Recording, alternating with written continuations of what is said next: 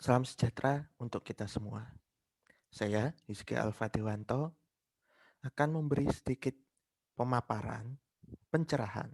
Mungkin ada dari Anda yang pernah mendengar tentang kata diagram fasa atau fasa material. Apa sebenarnya dari diagram fasa dan fasa material dan seterusnya yang berhubungan dengan fasa dan apa yang mendasari pembentukan dari diagram fasa atau fasa-fasa dari suatu material? Di sini saya akan menjelaskan dari mengenai dua hal tersebut. Kali ini kita akan belajar mengenai apa itu diagram fasa, sedikit penjelasan mengenai diagram fasa. Dua hal yang mendasari pembentukan diagram fasa, yaitu energi bebas Gibbs dan fenomena difusi. Sebelumnya, apa itu diagram fasa? Mungkin ada dari Anda yang pernah naik gunung atau berkemah di dataran tinggi, tapi mengalami hal kurang menyenangkan saat Anda memasak atau ingin makan lalu memasak di sana di gunung. Bukan karena Anda tidak membawa kompor, tapi ada fenomena yang kurang mengenakkan yang berhubungan dengan ketinggian di mana Anda berada saat berkemah itu. Mungkin akan sedikit lebih jelas kalau kita membaca dari pengalaman seorang biolog terkenal, Charles Darwin. Jadi pada penjelajahannya dulu, Charles Darwin tidak hanya sekedar mengunjungi Kepulauan Galapagos yang menginspirasi dia untuk membuat teori evolusi, tetapi dia juga pergi ke Amerika Selatan, di mana dia meneliti tentang banyak biologi di sana, termasuk tentang keanekaragaman hayati di Amerika Selatan, terutama di Pegunungan Andes. Jadi saat itu dia melewati Pegunungan Andes, lalu sampai di daerah Pequens, ini di daerah dekat Chile, di Chile, negara Chile sekarang, perbatasan antara Chile dan Argentina. Ketinggiannya tidak kurang dari 11.000 kaki. Nah, kalau Anda tidak tahu mengenai 11.000 kaki, bisa coba dikali dengan 0,305, yaitu konversi dari kaki ke meter. Jadi dia mencoba merebus air untuk masak kentang yang mereka bawa. Ternyata setelah dimasak semalaman, masih belum matang. Bahkan sampai pagi mereka masak air dengan kentang di dalamnya. Kentangnya masih keras. Mengapa? Karena titik didih air di dataran tinggi jauh di bawah 100 derajat. Contoh di puncak Semeru, titik didih air 87 derajat Celcius. Nah, apalagi di daerah Andes ini yang sekitar 4.000 5.000-an meter. Tentu akan mendidih jauh lebih rendah lagi dan masakan yang Anda bawa kecuali itu sudah matang dari awal, misalnya kornet siap saji atau roti, tidak akan matang. Bagaimana kita bisa melihat hubungan antara tempat yang tinggi seperti di pegunungan dengan titik didih? Kalau mengenai yang pertama, kita membutuhkan hitungan lain lagi, yaitu teori bahwa semakin tinggi suatu tempat secara geografis, maka tekanan udara di sana akan semakin rendah karena makin jauh juga dari pusat bumi sehingga gaya gravitasi tidak terlalu kuat untuk menarik atom-atom gas untuk dekat dengan permukaan tanah. Atau singkatnya, semakin tinggi permukaan tanah, semakin tinggi lokasi satu tempat, maka udara akan semakin tipis.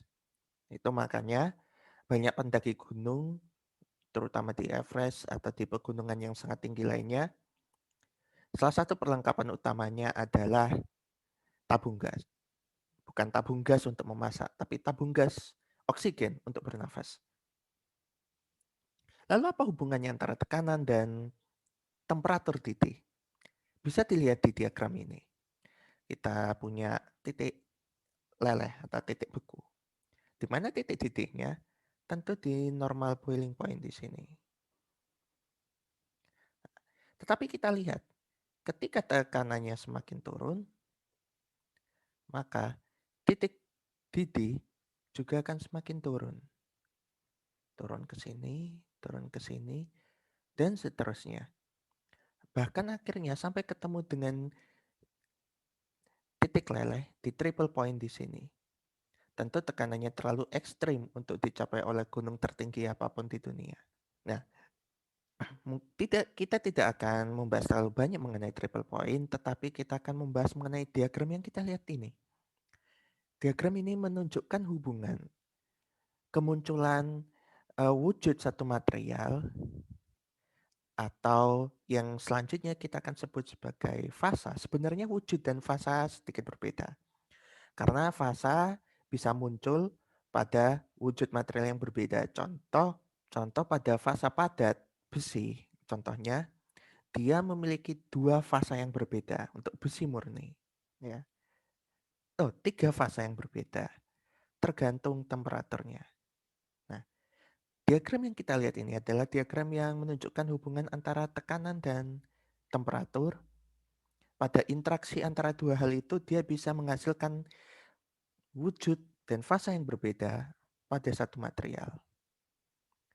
Nah, diagram seperti inilah yang disebut sebagai diagram fasa.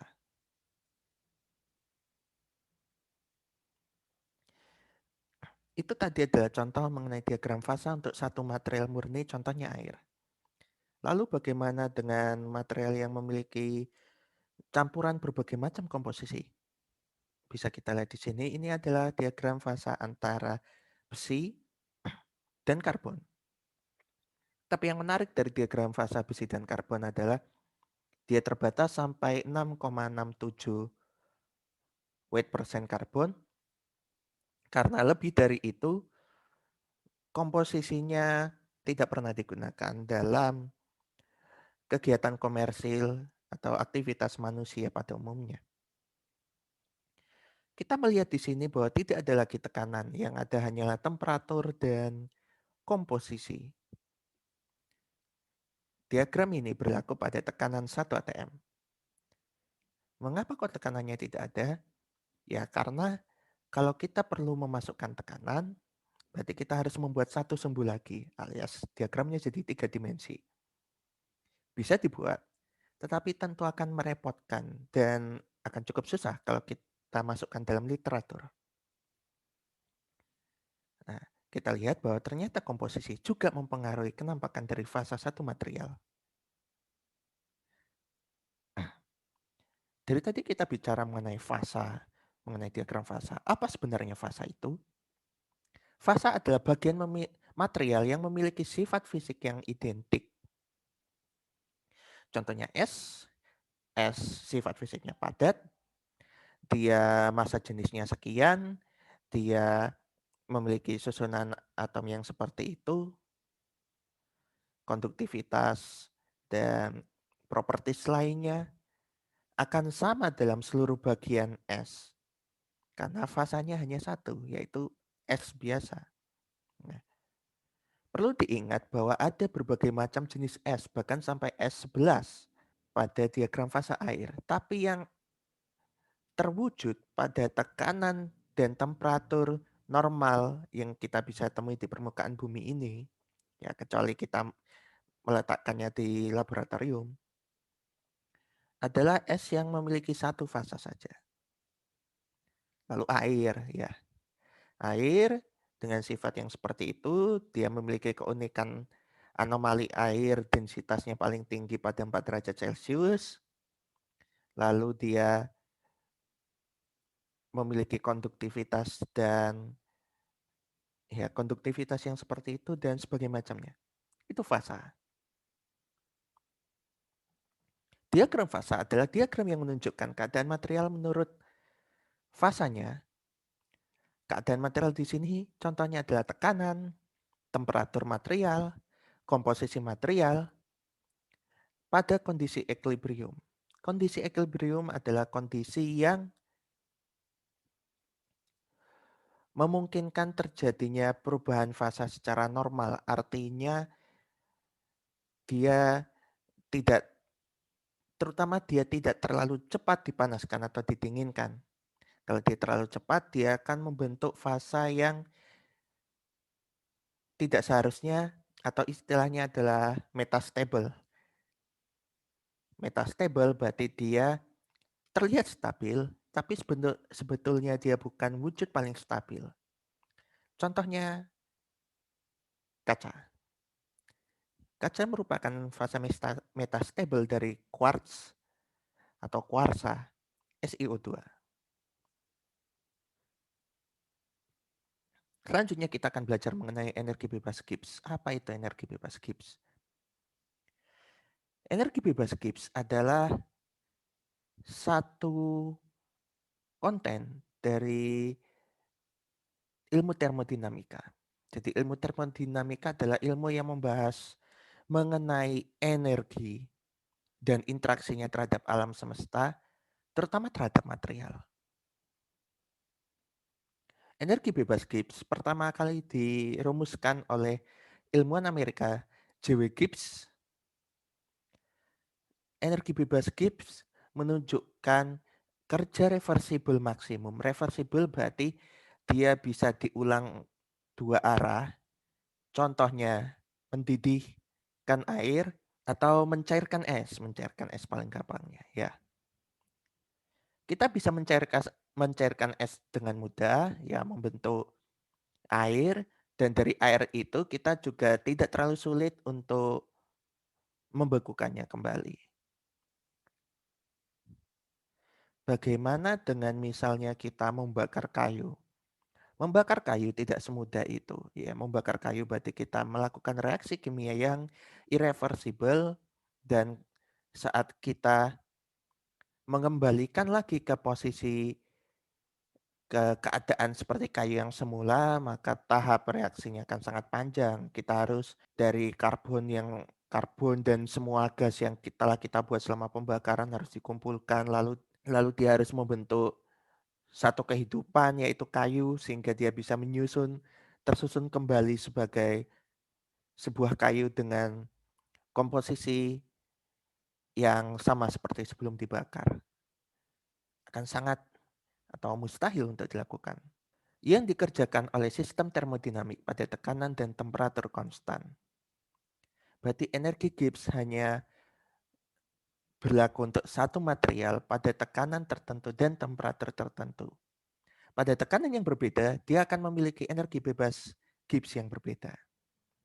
Lalu kita lihat dari rumusnya. Rumusnya adalah delta G, ini energi bebas Gibbs, sama dengan delta H.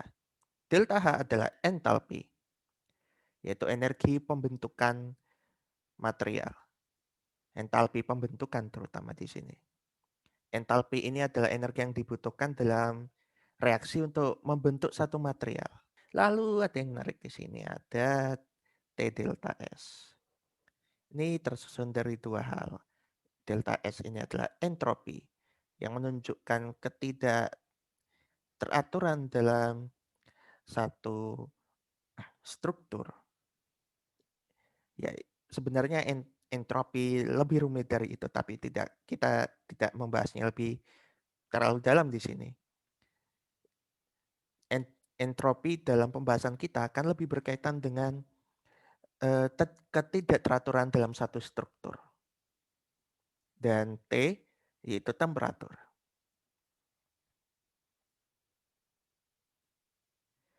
Ini adalah gambaran dari energi bebas Gibbs pada dua jenis penyusunan atom yang berbeda dari satu material atau kita bisa katakan sebagai struktur yang terlihat stabil di luar.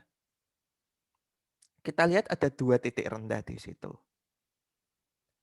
Contoh ini misalnya antara berlian dan karbon. Kita jauh lebih banyak menemukan berlian, kita lebih banyak menemukan karbon grafit di alam daripada berlian. Menurut Gibbs free energy dari diagram ini ada dua macam kenampakan material. yaitu yang stabil dan metastable. Metastable ini terlihat stabil, tapi sebenarnya dia bisa diarahkan untuk membentuk fase yang stabil. Contohnya adalah grafit dan berlian. Berlian masuk dalam metastable dan karbon masuk dalam stabil. Artinya apa? Di alam akan lebih banyak menemukan yang stabil ini, yang karbon ini. Berlian kita tahu bahwa dia harus terbentuk pada temperatur dan tekanan yang tinggi pada karbon sehingga grafit berubah menjadi berlian. Dan menurut teori yang metastable sewaktu-waktu akan berubah menjadi stabil. Berlian tidak abadi ya, berbeda dari yang dinyatakan oleh produsen berlian yang terkenal, tetapi ternyata berlian cukup abadi. Buktinya kita tidak pernah melihat berlian tiba-tiba berubah menjadi karbon karena dia memiliki ini energi yang dilampaui untuk mengubah yang metastable ini menjadi stable. Sehingga dengan adanya pembatas energi ini, yang metastable ini bisa terwujud dalam keadaannya lalu dilihat oleh manusia, meskipun dia meta bukan metastable, bukan titik terendahnya. Dan juga ketika kita ingin membentuk karbon menjadi berlian, dia membutuhkan energi yang sangat besar untuk mencapai ke situ. Terutama untuk membuat tekanannya dan temperaturnya. Kita akan melihat bagaimana energi bebas Gibbs diterapkan menjadi sebuah diagram fasa untuk komposisi tunggal. Ya, kita lihat di sini ada satu grafik. Grafik ini sebenarnya menunjukkan hubungan dari rumus yang telah kita lihat tadi. Delta G sama dengan delta H kurangi T delta S. Ya, atau dibentuk yang lebih sederhananya G sama dengan H min T S. Kita lihat di sini ya bahwa semakin besar TS, dalam hal ini faktor gabungan antara temperatur dan entropi, G akan semakin rendah. Entalpi akan semakin tinggi.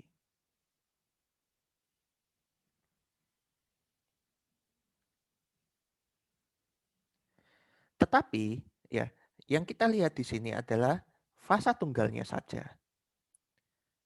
Ya, jadi misalnya untuk air, untuk H2O ini adalah untuk es, dan yang lainnya untuk air, dia akan punya grafik yang berbeda lagi. Nah, contohnya ini. Ini adalah penampakan dari dua grafik hubungan G sama dengan H min TS dari dua fasa yang berbeda, katakanlah fasa liquid dan fasa solid dari satu zat. Ya, fasa solid tentu akan memiliki titik temu yang lebih rendah karena dia eksis pada temperatur yang biasanya lebih rendah daripada liquid. Sehingga solid yang terbentuk dulu baru liquid yang terbentuk kemudian. Kita lihat bahwa kurva G baik untuk solid maupun liquid dia akan bertemu di satu titik yang sama di titik E ini.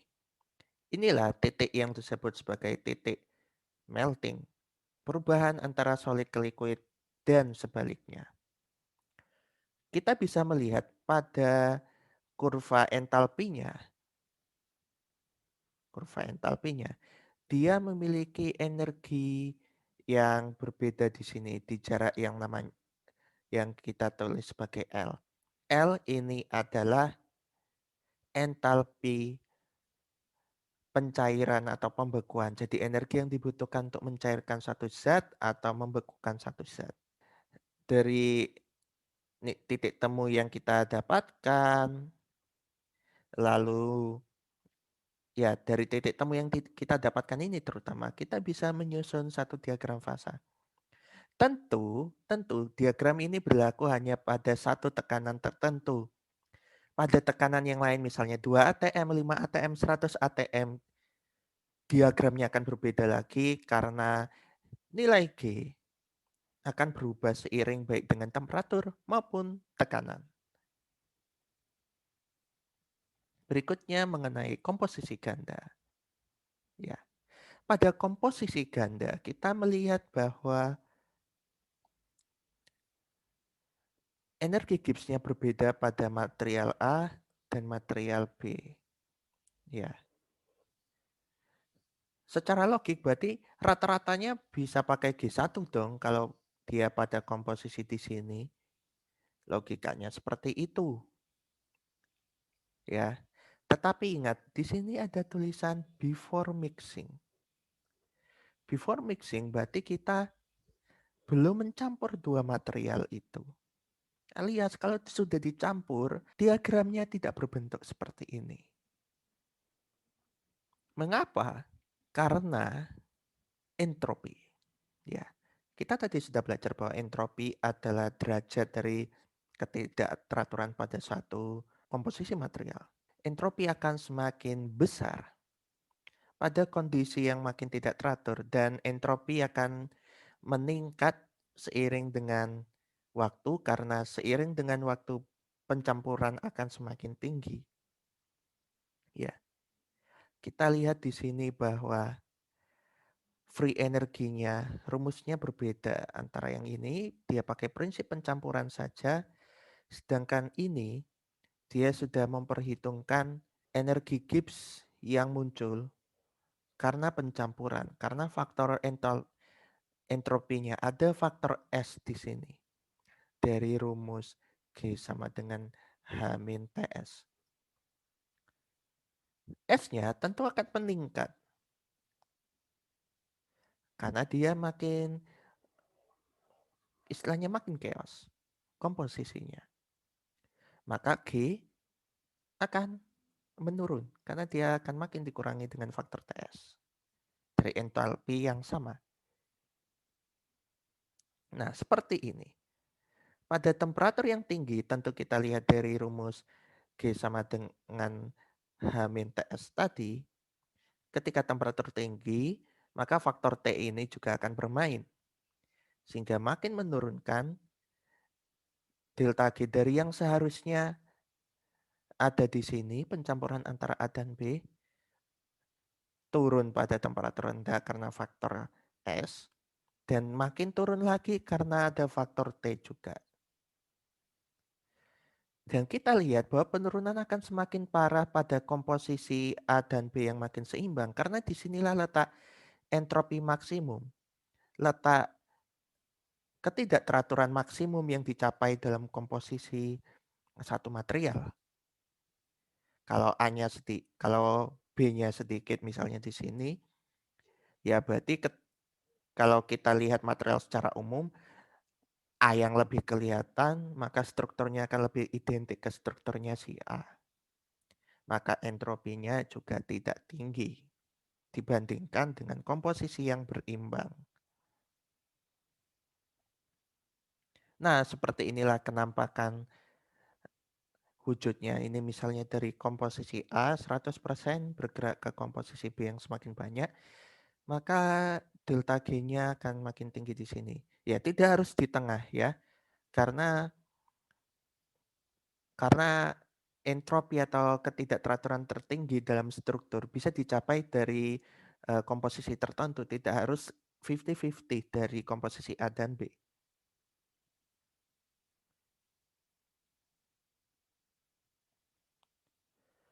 Lalu, pencampuran material A dan B seringkali memiliki dua fasa yang berbeda. Kenampakannya bisa seperti yang kita lihat di sini. Fasa A akan lebih stabil pada komposisi A yang lebih tinggi dan fasa beta akan lebih stabil pada komposisi B yang lebih tinggi di sini.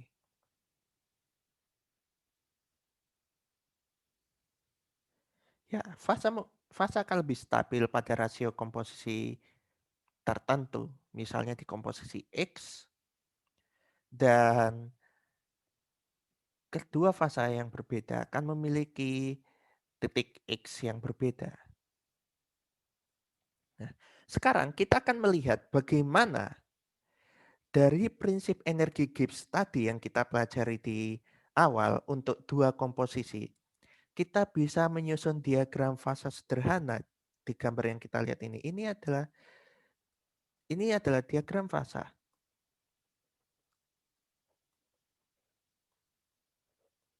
binary. Binary karena dia punya dua komposisi utama, A dan B. Biasanya A dan B ini unsur, meskipun kita bisa lihat di diagram fase keramik misalnya, A dan B ini adalah masing-masing senyawa. Nah, pada temperatur awal T1 tinggi di sini, kita lihat bahwa fasanya masih tidak ada fase yang berbeda. Ini masih liquid. Liquid, ya.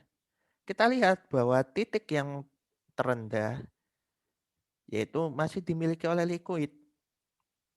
Maka liquid masih stabil di sini. Kita lihat ke TM sekarang. TM atau titik melting dari komposisi A. Nah, di titik melting dari komposisi A kita lihat bahwa di satu sisi, yaitu di sini, grafik energi Gibbs antara fase solid dan fase liquid sudah bertemu. Berarti apa? Berarti di sini muncul dua fase. Fase liquid dan fase solid. Karena nilainya sama, maka disitulah yang kita sebut sebagai titik melting. Itu transisi titik antara solid dan liquid. Tapi transisi ini biasanya berbentuk titik pada komposisi murni. Pada komposisi yang tidak murni, dia sangat jarang hanya terjadi pada satu titik.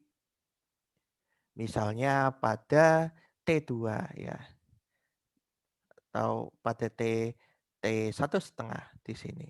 Ya. Kita lihat bahwa transisi dari liquid ke solid bersifat gradual seiring dengan penambahan A dan B, penambahan komposisi B di sini. Ya. Jadi misalnya kita saat membuat es, maka pada temperatur di sini esnya itu muncul setengah-setengah ya. Separuh es, separuh liquid. Bukan berarti ini beda dari fenomena ketika kita beli es teh, ada es yang mengapung di teh kita, bukan. Kalau pada es teh, es dalam proses untuk mencair. Karena dia tiba-tiba terekspos pada temperatur tinggi, dia tidak langsung mencair. Nah, es itu termasuk lingkungan yang tidak equilibrium. Diagram fasa menunjukkan kondisi yang ideal, kondisi yang equilibrium.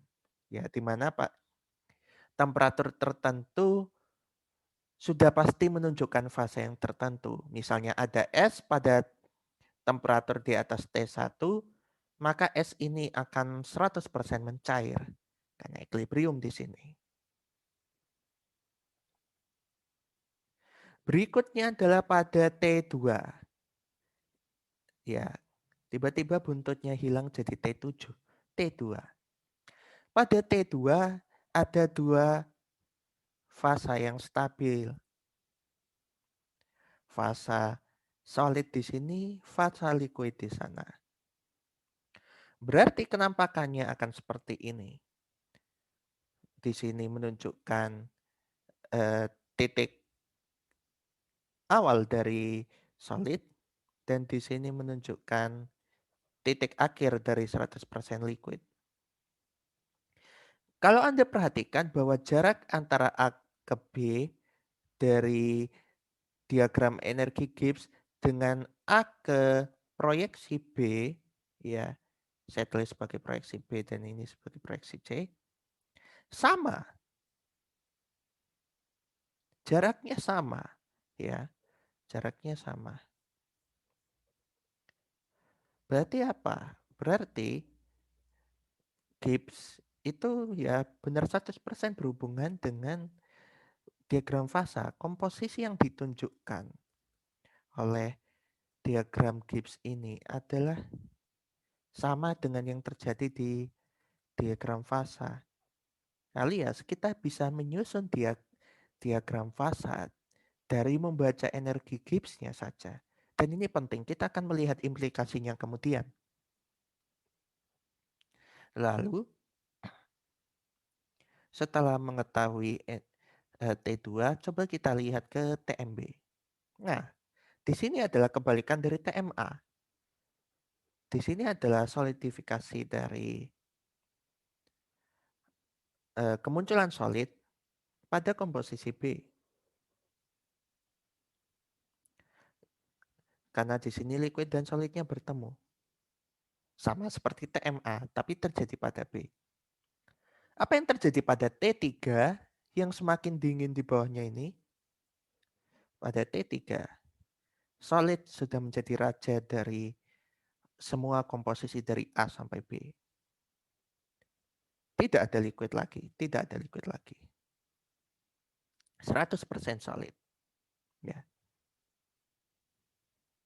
Ini yang kita bisa lihat dari diagram fasa binary isomorphous. Isomorphous.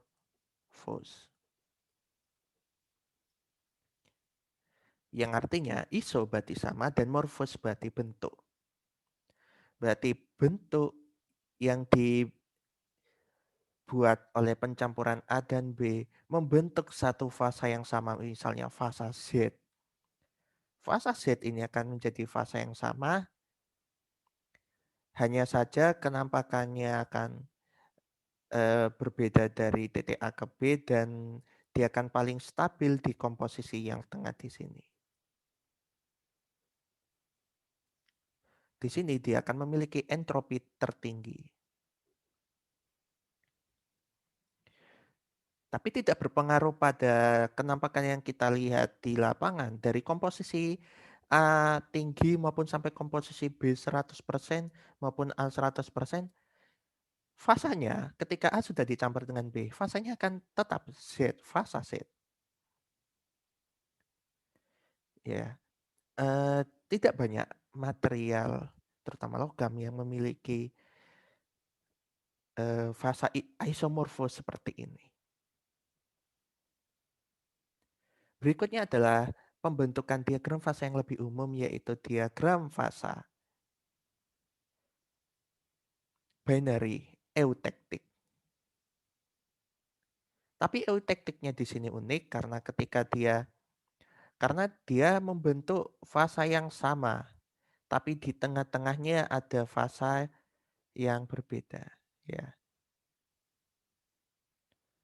Dan samanya bukan sama dalam tanda kutip, dia samanya hanya pada struktur kristal, ya. Struktur kristal akan lebih banyak dibahas di materi lain, tetapi anggapannya misalnya kalau Anda pernah dengar struktur BCC atau FCC, ya.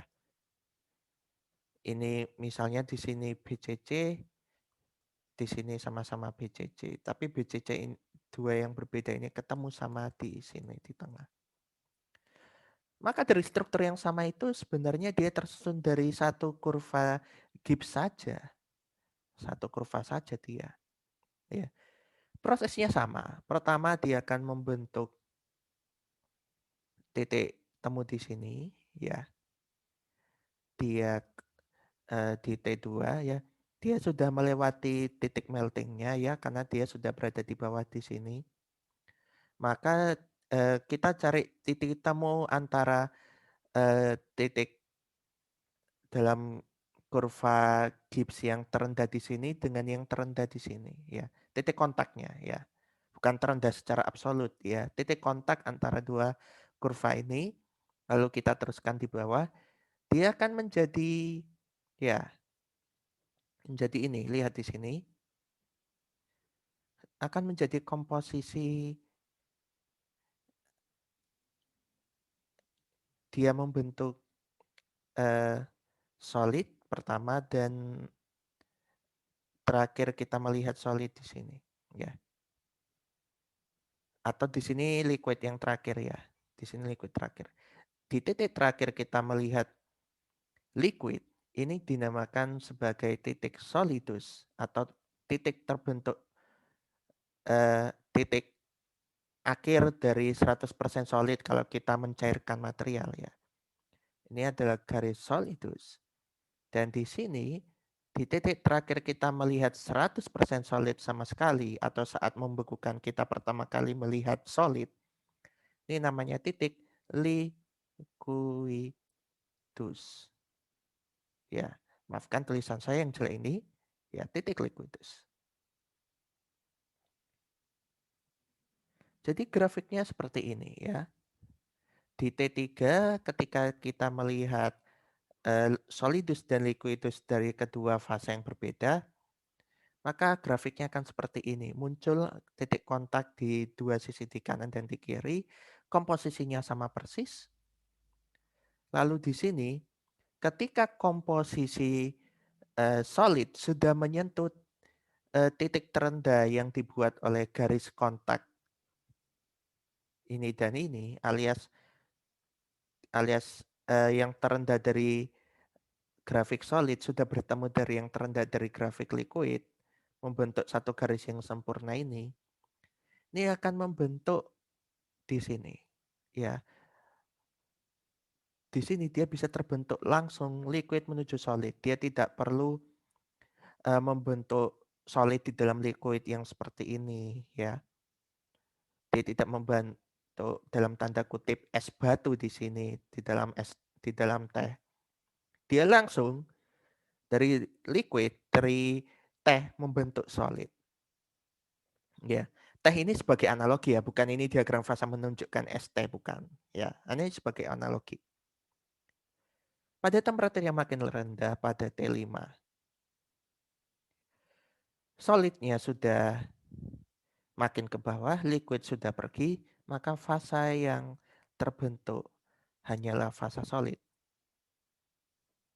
Dan kita lihat dua titik yang berbeda antara fasa A1, di sini stabilitas A1 tertinggi, di sini fasa A2, di sini stabilitas alfa 2 tertinggi, maka di tengah-tengah ada campuran antara fasa alfa 1 dan alfa 2.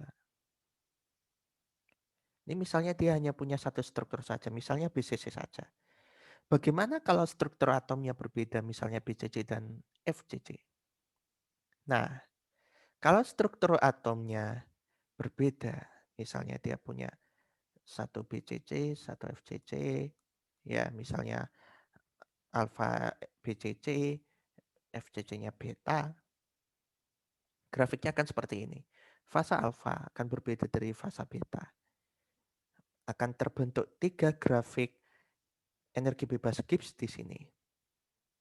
Tetapi prinsipnya tidak jauh beda. Dia membentuk titik kontak yang terendah dulu, lalu titik kontak ini akan bertemu menjadi satu garis, dan ini akan menjadi titik di mana liquid langsung berubah menjadi solid, ya titik di sini ya. Pada komposisi tepat sama di X, di sini juga tepat di X.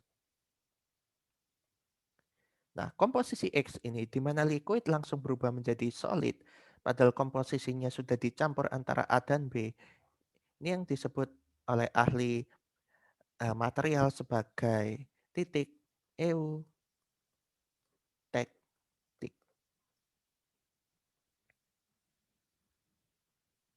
Selanjutnya kita akan belajar mengenai difusi.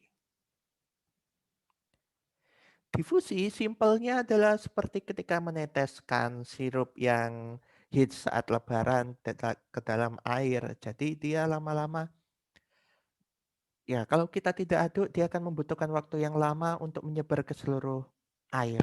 Itu yang disebut dengan difusi. Difusi secara klasik artinya adalah perpindahan molekul dari konsentrasi tinggi ke konsentrasi rendah.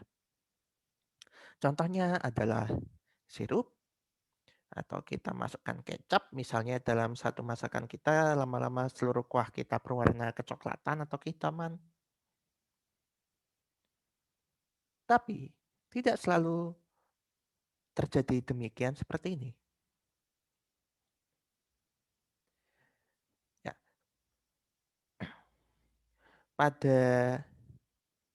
pada contoh diagram fase yang normal, ya, pencampuran antara A dan B dan normal, di mana dia memiliki fase solid beda dan struktur kristal beda, ya, kurva diagram Gibbs-nya akan sama seperti ini, ya. Dan dia ketika tercampur, dia akan paling tidak stabil di sini, maka difusinya akan normal sesuai dengan teori. Nah, kalau struktur kristalnya sama, ya, berarti saat pencampuran dia malah akan berdifusi menuju ke konsentrasi yang lebih tinggi, ya. Kalau pada gambar yang sebelumnya dia bergerak menuju konsentrasi yang lebih rendah, di mana konsentrasinya akan stabil di titik ini, ya, difusinya akan mencapai titik maksimum di sini. Kalau di sini, maka difusi akan mencapai titik maksimum di sini.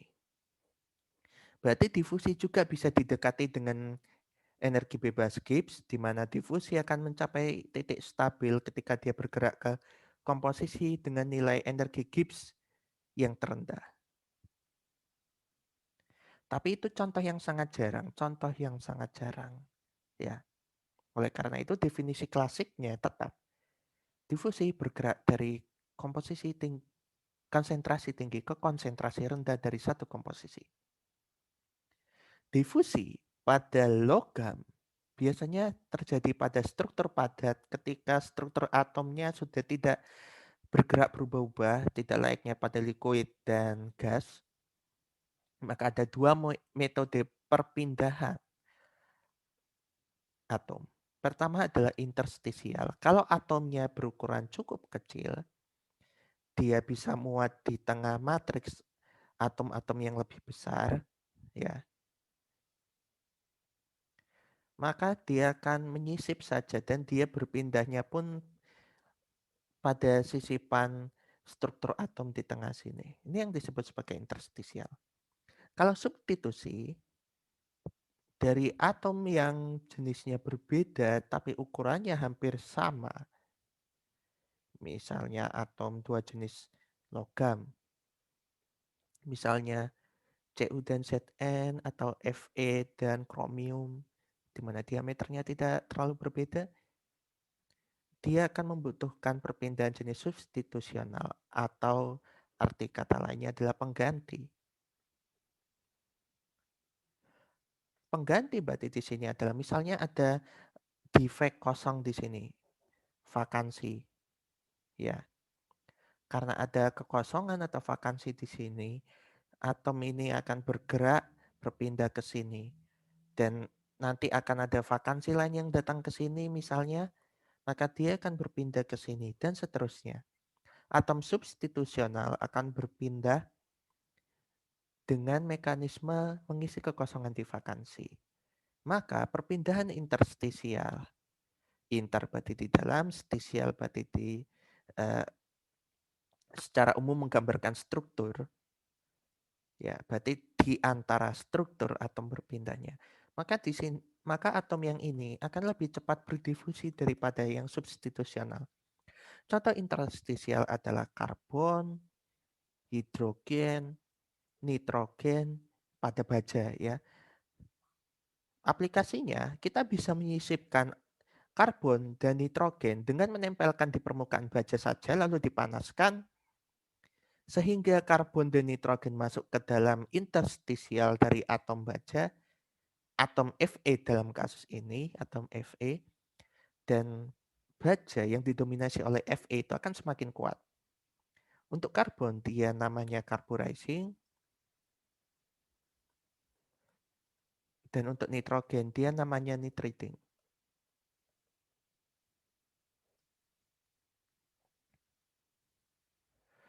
Difusi dikontrol oleh hukum Fick. Kedua hukum Fick. Hukum Fick yang pertama menjelaskan bahwa molekul bergerak dari konsentrasi tinggi ke konsentrasi rendah atau melewati gradien konsentrasi. Jadi semakin besar perbedaan konsentrasinya, maka difusi akan semakin laju, semakin cepat. Hukum Fick 2 menunjukkan bahwa konsentrasi yang dimiliki dalam satu material akan berbeda seiring dengan waktu karena adanya mekanisme difusi. Lalu apa efeknya energi bebas Gibbs dan difusi dalam pembentukan diagram fasa? Ya, zaman dulu orang menyusun diagram fasa, ya. Diagram yang mereka perlukan untuk membuat suatu material sesuai dengan sifat fisik yang mereka inginkan, yang seperti diagram fasa baja tadi.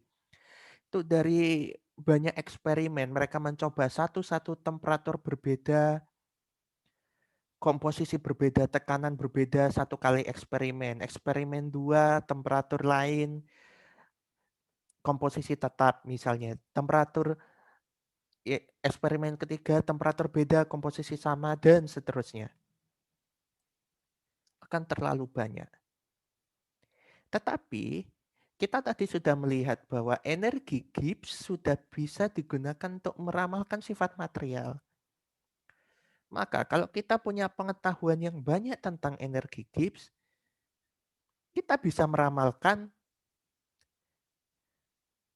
sifat-sifat yang dimiliki pada temperatur dan tekanan yang lain, komposisi yang lain, dengan sedikit eksperimen saja, tidak perlu sebanyak cara klasik.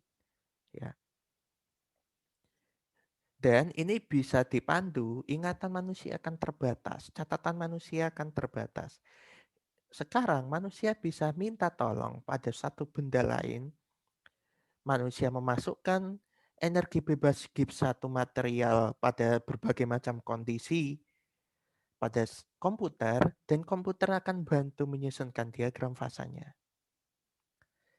Kalau Anda lihat diagram fasa di internet, kita sering kali melihat satu logo di sini. Ini adalah logo dari aplikasi bernama Pandat. Ya, ya bukan iklan, ini hanya contoh saja. Ya, Pandat adalah satu dari sebagian banyak aplikasi untuk menghitung diagram fasa dari energi Gibbs saja, yang disebut sebagai calculation of phase diagram atau kita singkat sebagai Calvat.